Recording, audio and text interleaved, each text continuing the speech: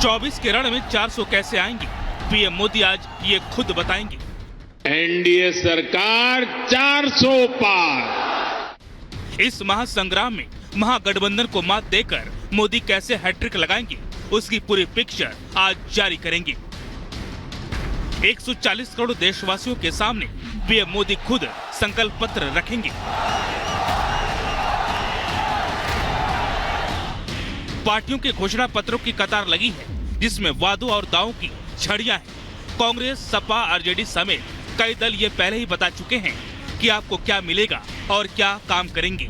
अब आज बीजेपी का मैनिफेस्टो आने वाला है। इस दौरान प्रधानमंत्री नरेंद्र मोदी, जेपी नड्डा, अमित शाह और राजनाथ सिंह समेत कई दिग्गज नेता मौजूद रहेंगे। 400 पार का दावा करने वाली बीजेपी अब अपना संकल्प यानी घोषणा पत्र जारी करने वाली है। पीएम के साथ बीजेपी के बड़े नेता संकल्पों के पिटारे को जनता के सामने परोसेंगे। इस बार बीजेपी का फोकस ज्ञान पर होगा। ज्ञान मतलब गरीब, युवा, अन्नदाता और नारी शक्ति है। तो संभावना है कि बीजेपी इन वर्गों के लिए कई बड़े ऐलान कर सकती है। हालांकि पीएम मोदी चुनावी सभाओं में जनता को पहले ही कई गारंटी दे चुके हैं। 2024 का लोकसभा चुनाव कौन सांसद बनेगा या कौन नहीं बन सकता, इतने भर का नहीं है।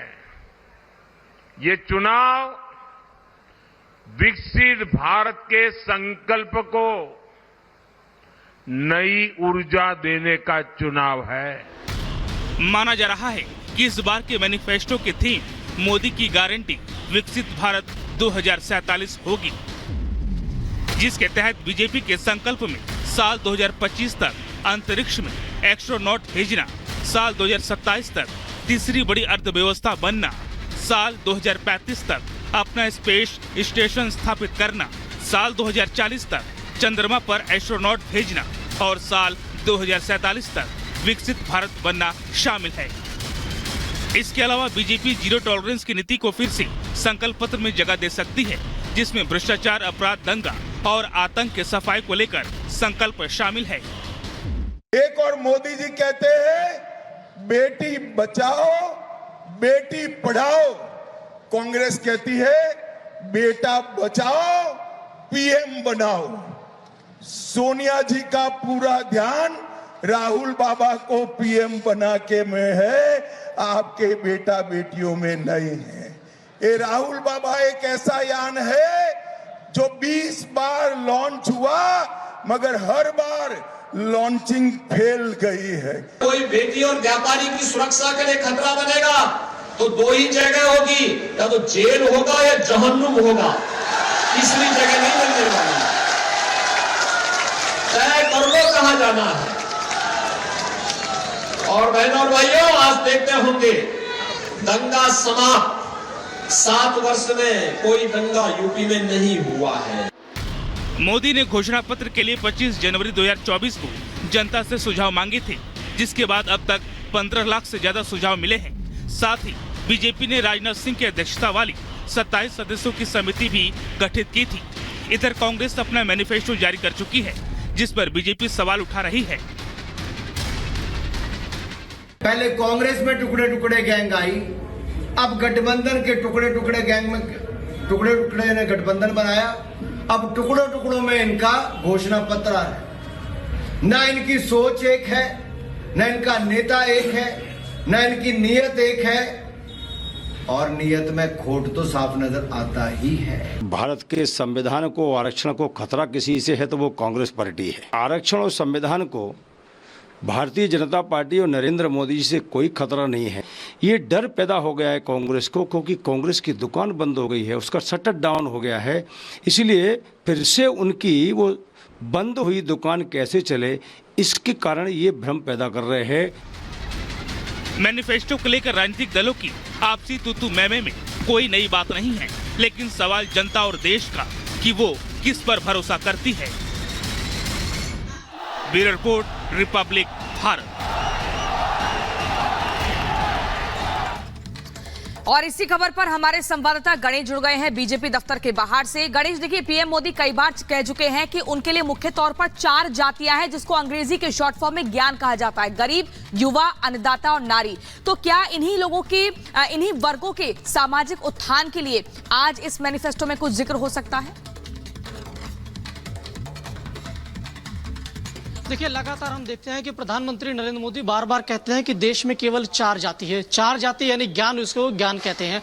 उन्हें ज्ञान यानी उस 4 जाति के अंदर सब कुछ समा जाता है और उसी के तहत वो सब कुछ, जो अभी बीजेपी कुछ देर बाद अपना संकल्प पत्र जारी करेगी, उसी में सब कुछ देखने को मिलेगा। चाहे वो नारी हो, युवा हो, अन्नदाता हो, सबको लेकर कुछ ना कुछ देखने को मिलेगा। उससे पहले मैं आपको बताते चलूं, जो संकल्प पत्र होगा, एक तरीके से यूं कहें कि भारत, जो बीजेपी कह रही है कि विकसित भारत 2047, उसका एक से इसमें हमें झलक देखने को भी मिलेगी कि किस तरीके से 2047 को लेकर लगातार, जिस तरीके से प्रधानमंत्री कह रहे हैं कि 2047 लक्ष्य रखा है हमने भारत को विकसित बनाने को लेकर, किस तरीके से विकसित बनाया जाएगा, क्या नीति होगी, क्या हम काम लेकर चलेंगे कि हम जो आज तय कर रहे हैं, जो लक्ष्य आज रख रहे हैं, जब हम 2047 में पहुंचे, भारत विकसित भारत बन जाए। उससे पहले मैं अपने विजय अजय से कहूंगा, तस्वीरें दिखाएं, कुछ पोस्टर्स है यहाँ पर बीजेपी मुख्यालय में, जो तस्वीरें देखिए, जिस तरीके से प्रधानमंत्री ने अब तक जो काम किए हैं, उन पोस्टरों को देखिए। ये प्रधानमंत्री उज्ज्वला योजना की यहाँ पर तस्वीर दिखाई जा रही। अब इस तस्वीर में देखिए मोदी की गारंटी, जो यहाँ पर जो संकल्प पत्र जारी किया जाएगा, उसमें इस शब्द को बहुत मायने देखने को मिलेंगे कि मोदी की गारंटी। और देखिए किस तरीके से बोल किया। और एक ये लाइन और देखिए, 24/7 for 2047। ये बात बहुत बड़ी बात है कि आज जिस तरीके जो संकल्प पत्र होगा, इसमें इस शब्द का आपको 2 शब्द 24/7 for 2047 और मोदी की गारंटी, इन दोनों शब्द की मायने बहुत देखने को मिलेंगे। अब ये देखिए, ये जल जीवन मिशन है, लगातार कह रहे हैं कि हर घर हमने नल से जल पहुंचाया है, किसी को पानी की दिक्कत ना हो, क्योंकि लगातार कई ऐसे क्षेत्र थे जहां पर पानी की दिक्कत होती थी। अब दूसरी तस्वीर देखिए, ये प्रधानमंत्री आवास योजना को लेकर है कि किस तरीके से प्रधानमंत्री आवास को लेकर कई हजारों करोड़ों लोगों को घर दिए गए। गणेश, देखिए, यहाँ से जो पोस्टर लगाए गए हैं उसके माध्यम से मैसेज देने की एक तरीके से कोशिश है बीजेपी की ओर से कि घोषणा पत्र यानी कि संकल्प पत्र में ये सब कुछ शामिल हो सकता है। साथ ही साथ गणेश, हम आपसे ये भी जानना चाहेंगे कि अभी फिलहाल बीजेपी मुख्यालय में किस तरह की हलचल देखी जा रही है, कौन कौन वहां पर पहुंचा हुआ है? गणेश, आपके पास आएंगे, लेकिन उससे पहले श्वेता का भी रुख कर लेते हैं, क्योंकि लगातार हमारी सहयोगी वहां से बनी हुई है। श्वेता, अभी तक वहां पर बीजेपी मुख्यालय में कौन कौन बड़ा चेहरा पहुंचा हुआ है? देखिए, नेताओं के पहुंचने का जो सिलसिला है वो लगातार जारी है। विनोद तावड़े यहां पर पहुंच चुके हैं और तमाम वो जो नेता हैं वो यहां पर पहुंचना शुरू हो चुके हैं। लेकिन एक तस्वीर मैं आपको दिखाती हूं। देखिए, संकल्प पत्र में किन बातों का मुख्य तौर पर जिक्र हो सकता है, उसकी एक तरह से कहें कि एक छवि आप यहां से देख सकते हैं, जिसमें ईज ऑफ डूइंग बिजनेस, इस बिजनेस में कैसे सुधार लाया जाए, इसकी बात हो सकती है। तो दूसरी तरह अगर आप देखें तो अमृत पीढ़ी की कौशल का दोहन ना हो, इसकी जिक्र होगा। तो वही बुनियादी ढांचे को कैसे मजबूत गति के साथ रफ्तार दी जाए, इसका जिक्र होगा। बैंकिंग सुविधाओं में सुधार और सबसे अहम डिजिटल इंडिया का जिक्र होगा। समग्र सुधारों से गरीबी में कमी आई है, इसका जिक्र बीजेपी करती रही है और कैसे इस बार भी हमें मैनिफेस्टो में ये देखने को मिल सकता है, क्योंकि गारंटी मोदी की है। मोदी की गारंटी को कैसे पूरा किया जाएगा, फिर चाहे हम ग्राम सड़क योजनाओं की बात करें, जिसको हमेशा फोकस करती रही है बीजेपी की, कैसे बेसिक इंफ्रास्ट्रक्चर को मजबूत करना है। और वो ये तस्वीरें हैं जो हमें आज घोषणा पत्र में देखने को मिल सकती हैं, क्योंकि ये समृद्ध विकास को दिखाता हुआ घोषणा पत्र होगा। 2047 का की तस्वीर को आगे ले जाता हुआ घोषणा पत्र होगा। और ये एक एक जो बात है, इसकी बानगी आप देखिए, कैसे यही वो गारंटी है, मोदी की गारंटी, जिसको पूरा किया जा रहा है और इसको कैसे और आगे पूरा किया जाएगा, उसकी आज बड़ी तस्वीर हम देखने को मिलेगी। लेकिन बीजेपी ऑफिस में इस वक्त हलचल तेज है। यहाँ पर जो एक बड़े बड़े लीडर्स जो हैं वो पहुंचना शुरू हो चुके हैं। प्रधानमंत्री नरेंद्र मोदी, जो माना जा रहा है कि तकरीबन 8:45 तक पहुंचेंगे। गृह मंत्री अमित शाह भी थोड़ी देर में पहुंचने वाले हैं। लेकिन अहम यही है कि उस संकल्प पत्र के जरिए कैसे संकल्प को पूरा किया जाएगा। और हमारे साथ गणेश भी इस वक्त जुड़े हुए हैं। गणेश, अहम यही है कि वो संकल्प जो लिया बीजेपी ने मोदी की गारंटी के तौर पर, उसे पूरा किया जा रहा है, जिसमें समृद्ध विकास की बात होती है। कहीं 2047 को आगे की तस्वीर कैसे बुनती है बीजेपी, आज संकल्प पत्र में देखने को मिलेगा। देखिए, अभी आपने एक शब्द कहा ना कि बीजेपी ने जो संकल्प लिया उससे पूरा किया, तो मैं बताता चलूं वर्ष 2014 से जिस तरीके से प्रधानमंत्री नरेंद्र मोदी जब पहली बार प्रधानमंत्री बनते और 2024 जब इस चुनावी वर्ष में पहुंच गए तो 10 साल के जो भी संकल्प पत्र जारी किया जाएगा उसमें बताया जाएगा कि किस तरीके से, एक पन्ना उसका भी होगा कि हमने किस तरीके से इन 10 सालों में जो आपसे वादे किए थे, जो चुनावी वादे के साथ हम आपके बीच में गए थे, चाहे सबसे बड़ा मुद्दा हो जिसको लेकर लगातार संघर्ष हुआ, कई लोगों ने अपनी कुर्बानी दी, राम मंदिर को लेकर उसमें जिक्र होगा क्योंकि बहुत बड़ा मुद्दा था राम मंदिर, हर चुनाव के अंदर देखने को मिलता था।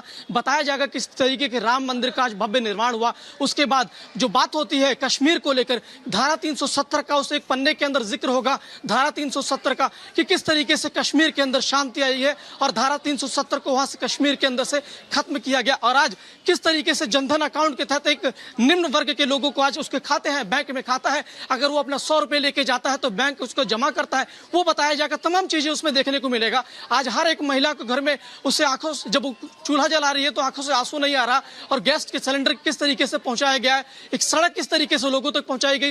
रेल कनेक्टिविटी की बहुत बड़ी बात होगी कि 10 साल के अंदर किस तरीके से प्रधानमंत्री जब नरेंद्र मोदी होते हैं कि 10 साल के अंदर रेलवे का बिल्कुल। देखिए गणेश, आप जिस बातों की जिक्र कर रहे हैं, देखिए रियल कनेक्टिविटी पर बीजेपी हमेशा यकीन करती रही है और उस रियल कनेक्टिविटी को कैसे रियलिटी में कन्वर्ट किया जाए, एक आम आदमी तक पहुंचाया जाए, वो हमें हमेशा देखने को मिलता रहा है। चाहे हम किसी भी तरीके से, हम डिजिटल वर्ल्ड में बात करें, हम ऑनलाइन कनेक्टिविटी की बात करें, हर तरीके से कैसे जोड़ दिया जाए वो उसकी जो बानगी है वो देखने को मिलती रही है। लेकिन अब यही है कि कैसे कदम आगे बढ़ाया जाए, और उसी की जो तस्वीरें हैं वो इन योजनाओं के जरिए हमें देखने को मिलती हैं जो पहले से ही चल रही है। अब देखना यह कि स्टार्टअप्स को लेकर क्या कहा जाता है, कॉर्पोरेट कानून को लेकर क्या कहा जाता है, अर्थव्यवस्था के औपचारिकरण को लेकर क्या कहा जाता है, क्योंकि कई ऐसे पुराने कानून हैं जिसको भी हटाया गया बीजेपी की ओर से। जब पहले संकल्प लिया गया था तो उसको भी हटाया गया है। तो वहीं पेपरलेस मूल्यांकन की बात भी बीजेपी करती है, उसको कैसे इंप्लीमेंट किया जाता है। यानी कि आप ये समझिए कि अगर हम बात करते हैं चौतरफा विकास की तो उसमें सबका विकास होता है, क्योंकि समझिए अगर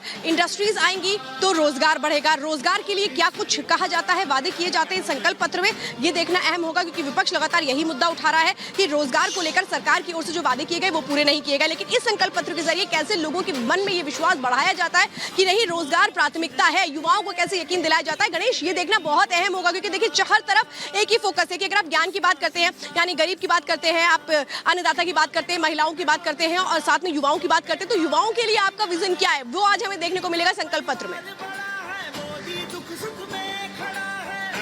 देखिए सही कहा आपने, युवाओं के लेकर विजन देखने को मिलेगा। रोजगार सबसे बड़ी महत्वपूर्ण बात होगी। हम भारत 2047 में विकसित की बात कर रहे हैं तो कैसे विकसित होगा, जब रोजगार युवाओं के पास होगा, जब भारत के पास रोजगार होगा तभी तो विकसित होगा। तो इसको लेकर प्रधानमंत्री की लगातार जो उनका फोकस रहा है कि स्टार्टअप इंडिया के जरिए किस तरीके से आज लोगों को किस तरीके से स्वरोजगार दिया जा रहा है, उस ओर की फोकस रहेगा। किसानों की यहाँ लगातार बीजेपी हम लगातार बीजेपी मुख्यालय पर बने हैं, आप यहाँ पर मौजूद है, अनामिका यहाँ पर मौजूद है और बस प्रधानमंत्री नरेंद्र मोदी का इंतजार हो रहा है। संकल्प पत्र में किन बातों का जिक्र है, लगातार यहां से हम बड़ी जानकारी देते रहेंगे, लेकिन कुछ और खबरों के लिए सीधे रुक करेंगे स्टूडियो का। और फिलहाल जहां आज खास दिन है और बाबा भीमराव अंबेडकर की जयंती भी, और इस मौके पर पीएम नरेंद्र मोदी ने ट्वीट किया है और उन्होंने जयंती को लेकर अपनी शुभकामनाएं दी है। पूरे पीएम नरेंद्र मोदी ने बाबा भीमराव अंबेडकर की जयंती पर ट्वीट करते हुए देशवासियों को शुभकामनाएं दी हैं, क्योंकि आज जयंती है और साथ ही साथ बीजेपी का घोषणा पत्र भी जारी होने वाला है और इसको लेकर पीएम नरेंद्र मोदी ने ये ट्वीट किया है। में ही जन्म हो, बल्कि भारत में गरीब परिवारों में जन्म लेने वाले लोग भी अपने सपने देख सकते हैं, उन सपनों को पूरा करने का प्रयास कर सकते हैं और सफलता भी प्राप्त कर सकते हैं। हाँ, ऐसा भी हुआ जब बहुत से लोगों ने डॉक्टर बाबा साहब आम्बेडकर का मजाक उड़ाया, उन्हें पीछे करने की कोशिश की, हर संभव प्रयास किया कि एक गरीब और पिछड़े परिवार का बेटा आगे न बढ़ पाए, कुछ बन न पाए, जीवन में कुछ हासिल न कर पाए। लेकिन न्यू इंडिया की तस्वीर बिल्कुल अलग है। एक ऐसा इंडिया जो अंबेडकर का, गरीबों का,